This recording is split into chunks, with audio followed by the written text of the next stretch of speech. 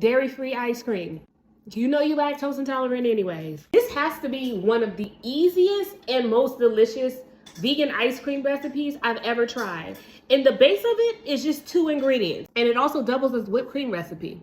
This is a spin on a old school Southern no-churn ice cream recipe. Instead of heavy whipping cream, we're using coconut cream. It's really important that you drain all this liquid out of it though. You just want the cream part. You can save that coconut milk for something else.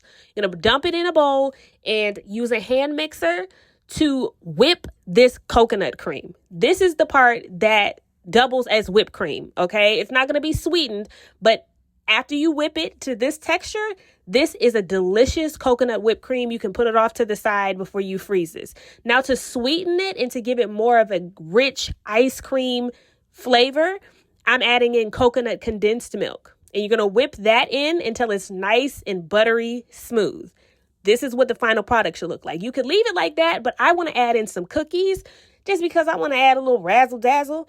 And it's that simple. So I put it in a loaf pan and pop it in the freezer. And after about 4 to 5 hours, I'm left with something like this that's a little bit like the texture of soft serve. And it is absolutely delicious. I put candied strawberries and coconut flakes on top. And oh my gosh. Oh, it's good. Don't say I never gave y'all nothing.